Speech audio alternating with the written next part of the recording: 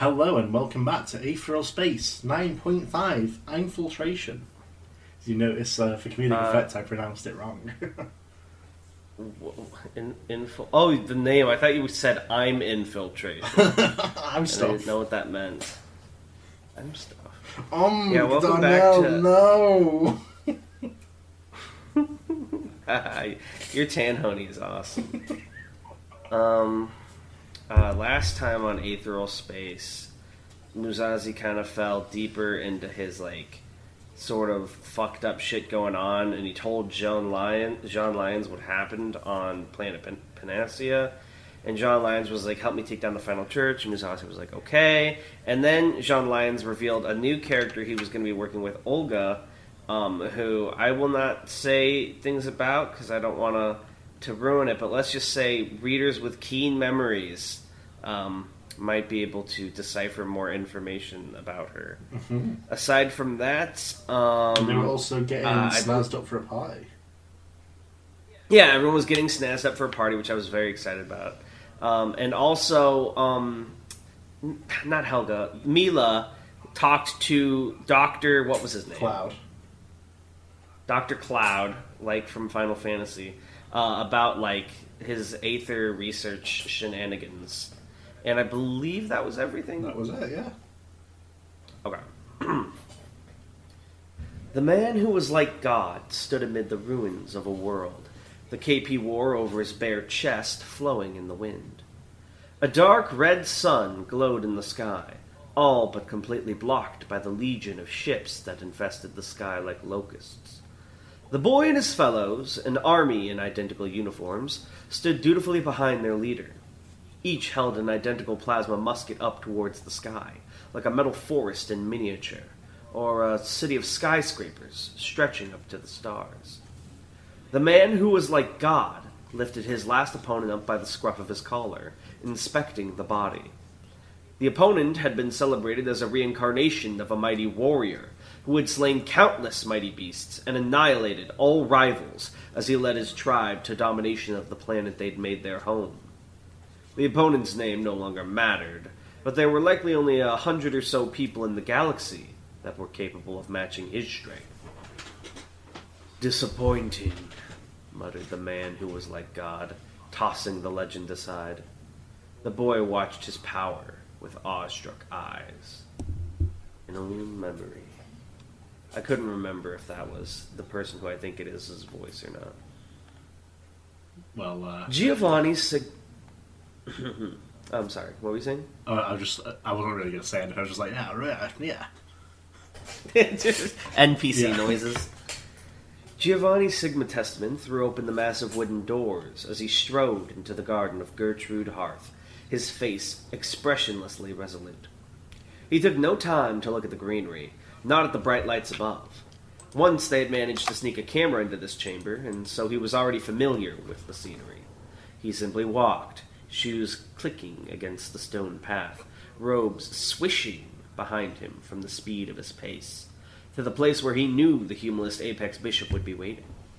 It didn't take him long. Gertrude was already sat at the table in the central clearing of the garden, sipping that damnable tea of hers.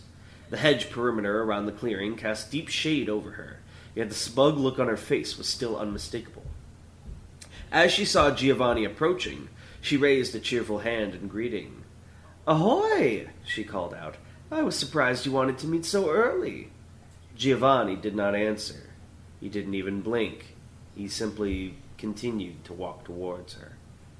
Gertrude's wry smirk twisted slightly as Giovanni drew closer, looming over the table. "If you'd like to take a seat," she gestured with one hand in the available metal chair.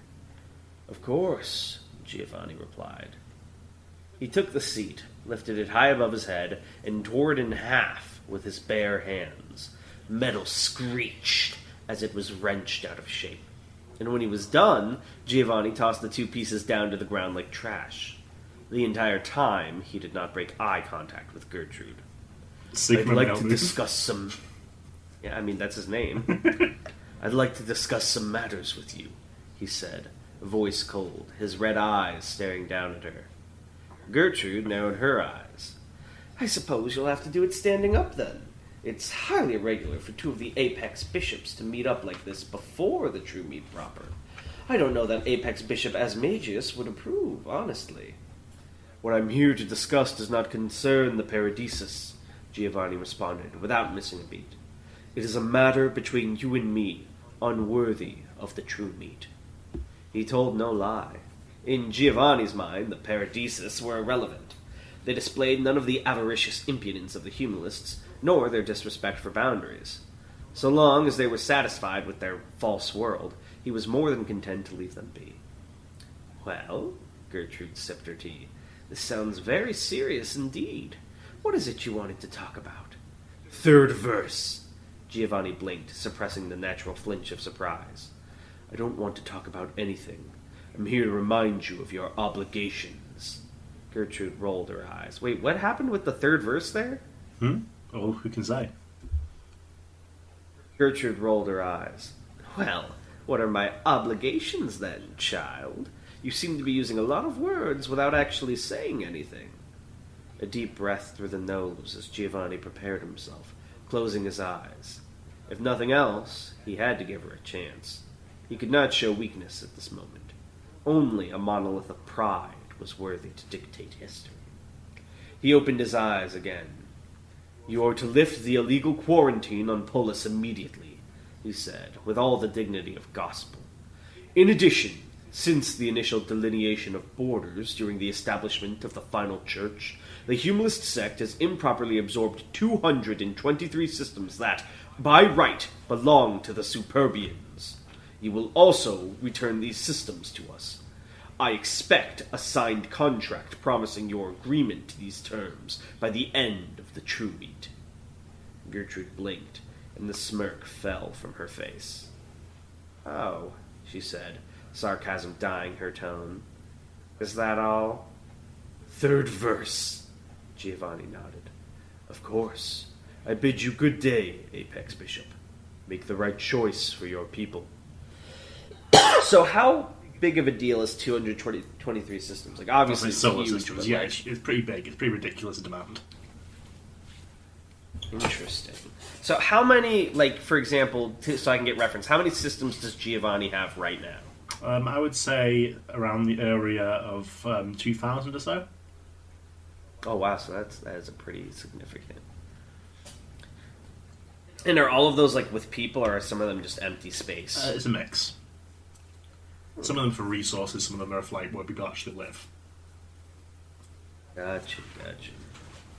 With that, he swung around on his heel and began walking away. As he did, he kicked half of the ruined chair with such force that it flew through the hedge, leaving a noticeable hole. The doors were still open where he'd entered. Perhaps he'd damaged them when he'd flung them open. And so Giovanni simply slipped through, his eyes narrowing in annoyance. Third verse. He felt his aether surge throughout his body, deactivating it immediately afterwards. That confirmed it then. Gertrude Hearth had some kind of ability to disable aether in the area around her. No matter how much he tried, he hadn't been able to draw upon it inside her garden. Range unknown, but from the limited testing he'd just done, it was no more than 15 meters. He'd have to take that into account. After all, before all this was done, he got the feeling he'd have to kill her. Ooh. Gertrude Hearth sipped her tea, reflecting on the meeting's events. She'd never had the opportunity to speak to the young leader of the Superbians in person, but in truth he had fit within her expectations nicely. Prideful, conceited, and with the sort of childish mentality that confused arrogance for boldness. If she wasn't mistaken, he'd tried to break through her silencio, too. She put a hand to her mouth, doing her best to suppress the giggle looking to burst forth. It didn't work. The giggle quickly became a hysterical cackle, and as she laughed her lungs out, she couldn't help but throw her head back and kick her legs in the air. It was a stark contrast to her usual matronly demeanor, the mocking laughter of a child, with the malice only such immaturity could achieve. "He's so weird!" she guffawed, holding her stomach, tears of laughter streaming down her face. "A signed contract? That's so weird! Don't you guys think so too?" They appeared. Some peeled themselves off of the hedges. Some picked themselves up off the ground. Some just twitched their bodies, stood as they always had been in plain sight. They had no camouflage, but they had gone unseen all the same. That was their genius. In the dark times after the 1,000 revolutions, before the true unification of the final church, there had been no shortage of minor cults and orders. One of those organizations had believed that the universe was organized under a numbering system, that every concept, organism, and soul was given a number that defined its place in reality. That group had been put to the sword hundreds of years ago. But their legacy lived on in the name of this group of assassins. I feel like that one guy from the rehearsal would have done so well in that group. The negative numbers, those that did not have a place in reality, those that did not exist.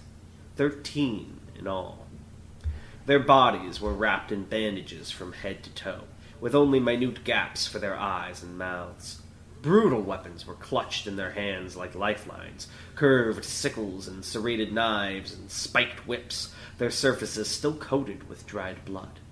They spoke no words. The only sound that came from them was quiet breathing. The negative numbers were recruited as children, informed of their relevance through esoteric methods, and repurposed as weapons of the faith. Gertrude had established the institution, and now they had accompanied her into her apex bishopship. Bishopship, yes. To them, her word might as well have been that of why. What a freak! She trailed off into chuckles, wiping one last tear from her eye. There's no way he expects me to actually agree to these terms. No doubt he has something else up his sleeve. Boys? As one, the negative numbers kneeled, their hidden faces angled towards the ground. Before I can make any counter-moves, I need to know what Testament is planning, Gertrude said lightly, returning to her usual dignity as she stirred her tea. Have 4 of you shadowing him at all times. See who he meets with. Break off to follow them as well if they seem particularly interesting. 2 more of you will infiltrate the Deus Nobiscum, find out the current situation with the Cardinal Council. I find it hard to believe they'd allow him to act so rashly. 13 nods in unison, 13 steps back, and 13 disappearances into the shadows. Alone at last, Gertrude took a greedy gulp of her tea, savoring the scorched texture of the leaves. It had never tasted better. She certainly enjoyed the trappings of power, the respect that came naturally to an apex bishopship. Apex bishop. The authority she had over the church. But this? The secrecy, the plotting, the dance of death between invisible knives? Oh, this was what she lived for. Dragon's eyes flicked around the party, taking in the sights spread out before him. The attendance was certainly eclectic. There was no shortage of ordinary humans like them, no doubt guests that had been specifically invited, clad in suits and dresses, wining and dining in small groups. Business associates, perhaps, or members of the Paradisus that had not yet emigrated to their virtual world. As such, their group didn't attract too much attention as they got off the elevator. But then, there were their hosts. Dragon saw a woman with a segmented body like a doll, electronic lights flaring beneath the surface of her featureless face. A man with a box-like form that reminded Dragon of a forklift drove across the floor of the room, deep voice blaring through speakers on his side. Are these like people modified by tech, or are they like weirdo scurrents? Well, they go to the virtual world, basically, and then they control an automatic body from there, basically. So these are sort of remote controls, like robot bodies. Okay. Countless tiny paradises with fragile butterfly-like bodies fluttered through the air, speaking to each other in indecipherable beeping code. Holograms lounged in non-existent chairs and sipped non-existent drinks. Floating monitors displayed images of warped post-human faces. Simple, geometrical forms, thinking cubes and spheres, floated through the air unburdened by gravity. He only realized his mouth was hanging open when Skipper reached down and snapped it shut. It wasn't that he'd never seen an automatic before, of course. It was just, this was a step beyond. Maybe not so conspicuous, yeah, Skipper muttered. Dragon rolled his eyes. Hard to believe I'm hearing that coming from you. What's the plan here? Skipper put his hands to his hips as the group walked into the party. Ruth and Serena covering the back, Skipper covering the front, and Dragon lingering in the middle. Countless tables had been set out around the centerpiece of the party, a massive glass fountain, and so the group made their way towards it as they walked. Check out the main entrances. Elevators, like the one we came in on, Skipper said casually. Security automatics standing by at each of them, keeping watch. Ruth went to look back at the elevator, until Bruno took over for a brief moment and elbowed her in the waist. "Don't look, idiot," he growled under his breath. "He just said to look!" Ruth rubbed her side in annoyance. "Look without looking." Ruth snorted. "That doesn't even make any sense." Anyway, Skipper continued, grabbing an... Oh, fuck me. Hors d'oeuvre? Is that it? Hors d'oeuvre from a passing automatic tray. my point is, if a security breach happens close to this location, units from this area are probably going to be diverted to respond. Yeah? Makes sense, Dragon nodded. So we need some of us to stay here and keep watch, Skipper said, turning around and leaning against the table. Can't be you, since we need Gemini World to get to the location we need. Can't be me, since I'm the one who needs to talk to this Hamashtiel guy. Ruth, Bruno, or Serena, you up to it? Serena's sweet smile shrugged off any traces of Bruno's sourness. Sure! What do you need us to do? Just hang around the party, keep watch, and if the security here leaves, call my script right away, Skipper said seriously, holding up the script in question. Don't wait for me to answer, yeah? I'll assume the fact you're calling me means we're busted. He wagged a finger. No matter what, don't call me unless it's for that reason. There'll be monitoring calls in here, so that'll set off alarms straight away. Only use it to let me know they're already on to us. Got it? Serena seemed uncertain, but Ruth nodded with confidence. Won't let you down. You never do, Skipper grinned, before his eyes flicked right back to Dragon. Shall we, Mr. Adrian? What? Dragon scoffed, folding his arms. We can't even enjoy the party a little? That's life, I'm afraid, Skipper said, popping the hors d'oeuvre he'd pilfered into his mouth. No rest for the wicked and all that stuff.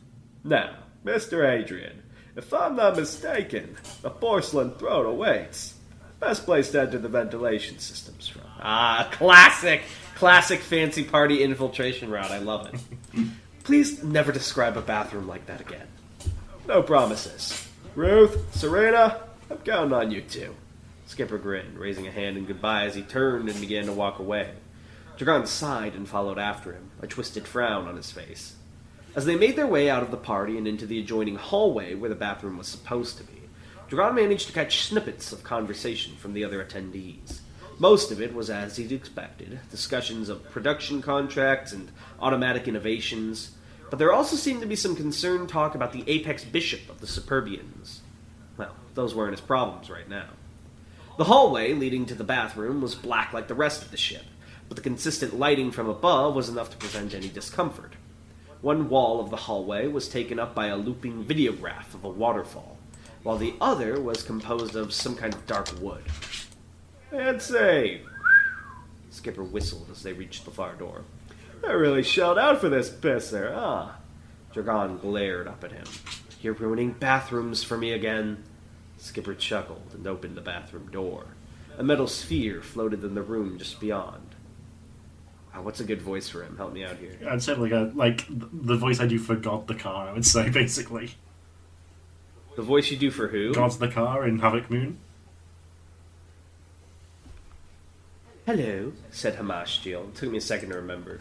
The speed with which Skipper moved his arm was extraordinary, but Hamashtiel was ready for him. A lash of silver aether surged forth from the floating metal sphere, and before Skipper could fire his heartbeat shotgun, a steel manacle had appeared around his wrist. Shit, he muttered. Skipper went flying, dragged by the manacle like there was an invisible chain attached to it, and crashed into the videograph monitor. It cracked out into spider webs. At the same time, there was another silver lash, this time aimed at Dragon's throat. Before he could even respond, Dragon felt a heavy weight settle around his throat, and knew Hamashtiel had got him too. Well, Skipper wheezed, pinned against the wall by the metal bracelet. I'm guessing you saw us coming. Yeah. Mind if I ask how? Hamashtiel's voice was calm, but strangely doubled in a way unlike an Umbrand. The tones of a man and a woman speaking in perfect unison. I'm sure you can do that, right? It emanated. You ask a lot from me. It emanated from the metal spheres that floated out of the bathroom and into the hallway. Your infiltration of Mestrelin's apartment went undetected by his security systems, he explained patiently, but unfortunately, not by our surveillance systems. I thought you seemed like an interesting person, so I let you come this far, but I can't allow you to interfere with my meeting with Mr. Mestrelin. Well, Skipper adjusted his position, claiming as much comfort as he could under the circumstances of metal bindings and broken glass. I'm sorry to say, but doesn't the fact you're here with us instead of, I assume, whining and dining with Mestrelin mean I have interfered? A faint red light ran underneath the surface of Hamashjiel's metal body. Not at all, he answered a moment later. I am streaming my consciousness to this vessel. It's not difficult for me to stream to two bodies at once. I'm with him right now. Wow, wait! Whistled Skipper. That sure is impressive. This is actually pretty convenient, since I wanted to talk to you anyway. Dragon swallowed, awfully conscious of the weight against his windpipe. Until he needed to, he didn't dare move. I am well aware that aether attacks can be delivered through words alone, Hamashjiel said softly. As such, you should also be aware that I can crush the neck of your associate at any... Okay, he needed to. Gemini World! Dragon disappeared for a moment, escaping from the metal restraint. And a moment later, he reappeared on the ceiling above Hamashjiel, already plummeting him down... I assume plummeting down on him? Down, yeah, sorry. Already plummeting down, his body braced for a devastating elbow drop. Electric blue aether coursed through his arm. Good! Skipper cried, his eyes suddenly wide in alarm. Wait! Shit! Gemini World! Dragon vanished again in the moment before he struck Hamashjiel, before reappearing on the other side of the hallway. Through it all, Hamashjiel did not move. Dragon saw that the shackle that had been restraining his throat was still floating in place there, seemingly liberated from gravity.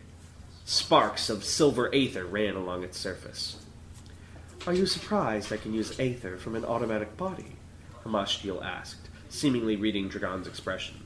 The connection point of aether is consciousness, not crude biology, so the power is capable of emerging from wherever my mind might reside. The manacle decomposed into some kind of liquid metal and returned... The manacle decomposed into some kind of liquid metal and returned to Hamashjiel, orbiting his He's so smart, he can see the narration. By the way, Skipper, I'm surprised you told your disciple to cease his attack. I assume this incursion was intended as some form of assault against us. Skipper grinned. Not at all, he said, before gesturing to his restraint. You mind releasing this? I do, Hamashjiel serenely replied. You don't need access to your arms to speak. So, speak. Skipper shifted slightly, the smile falling from his face. He took a deep breath, and Dragon found that he was holding his breath, his eyes flicking between Skipper and Hamashjiel. I want to enlist your cooperation, Skipper said seriously. I have a plan to eliminate the Supreme. I want you to provide automatics to help with that plan. Hamashjiel simply floated in the air for a moment before replying. What plan is this? He asked. So what's special about Hamashjiel again? Well, he's like one of the bigwigs. Like, he could arrange this. Okay, so he's just like a rich guy. He's not like an apex bishop or something. No, he's like a higher up. Gotcha. Skipper shook his head. Can't tell you that. Not out loud. You have access to archaeological records right now? Of course I do. Look up Elysian Fields. Elysian Fields? Dragon furrowed his brow. This was the first time he was hearing that name. Green lights blinked inside Hamashjiel's body for a moment, liquid metal still swirling through the air around him. Ah, he said, after a moment. I assume you intend to force an individual confrontation, then? I'd say that would give you the best chances for victory. But sadly, I do not have any interest in assisting. I wish you the best of luck. Skipper narrowed his eyes. What? You guys are willing to just let the Supreme run rampant? Run rampant? Hamashjiel mused. That's a curious choice of words. The current Supreme is inactive to near pathological levels. Psychological profiles indicate some form of depression is likely. He has not left his flagship in years. An indolent Supreme like that is the best thing for the galaxy at large. Better than a warmonger or schemer, at any rate. Skipper's pupils dilated, and his nostrils flared. You don't get it, he growled insistently, tugging at the restraint. He's the lodestone. It doesn't matter if he doesn't do anything. He's the one they all rally around. When they go to war, it'll be his face on the posters. His ideals they'll be fighting for. Get rid of him in the right way, at the right time, and the whole house of cards comes falling down. Skipper's passion was almost feral, his teeth showing, his eyes wide. Dragon didn't know that he'd ever seen him like this before. You're making an emotional appeal now, Hamastiel said, sounding almost sad. That's not something that will work well with me. No, Skipper hissed, and he tore his arm free of the restraint with a flare of green aether. not emotion. Experience. I've seen what he's like, what he'll do, what others will do for him. He doesn't need to lift a finger. The supremacy will burn down 1,000 worlds, all in his name. Experience, Dragon murmured. Experience? Hamastiel asked. For the first time in the conversation, Skipper faltered, his mouth opening soundlessly for a moment. When he spoke again, his voice was strained. I've been around the block a few times, seen some things I can tell you about. With words? Hamastiel chuckled. Words are emanations of sound and performance, easily falsified. If you are to show me your experience, there is only one medium I will accept. A panel on Hamastiel's body slid open, and 2 needles on cords slithered forth, like metal tendrils. The spikes were thin, barely visible, like sharp and solid hairs. Dragon had never seen one before, but he recognized them from his limited research on the Paradisus. A consciousness upload cord. Skipper paled. The garden? As you say. Do you accept? Skipper began, and then stopped, only continuing once his face hardened. Yes, if that's what it takes. He glanced at Dragon. You okay with it, kiddo? What does that mean? Dragon asked warily. What, like we go through your memories in that virtual world? Skipper nodded grimly. After a moment of consideration, Dragon nodded, before turning back to Hamastiel. If this is a trap, I'll kill you before they kill me. Sounds like a deal. Despite the bravado in his... this is Skipper. Sounds like a deal. Despite the bravado in his voice, Dragon couldn't help but notice that Skipper's hands were visibly shaking. The 2 cords flexed through the air, stretching out until they were hovering in front of Skipper and Dragon, respectively. Well then, Hamastiel said, I'd advise the 2 of you not to move as I make the connection. I'm confident in my aim, but there's always the risk of retinal damage. Getting a spike shoved into his eye wasn't how Dragon had pictured this party going, but he gulped and nodded as subtly as he could. There was a flash of movement as the cord thrust forward, and then everything went white. And then a lifetime spread out before him. Ooh. We're finally getting it. Were there any points when my mic cut out for you? Because I noticed some of it was picking up kind of quiet. Okay, good. That was a good one. Very interested in what's going on here. Very, very curious. We'll find out more, I assume. Well, I don't assume I know, because I've written the next one already. Yeah. For what's your lore bit? Someone wanted me to ask you a specific question for lore, but it was like a week ago and I forgot what it was. Wow, we hate people. Bad. Lore bit. Just ask me closer to recording days. Your average fully uploaded Paradisus member can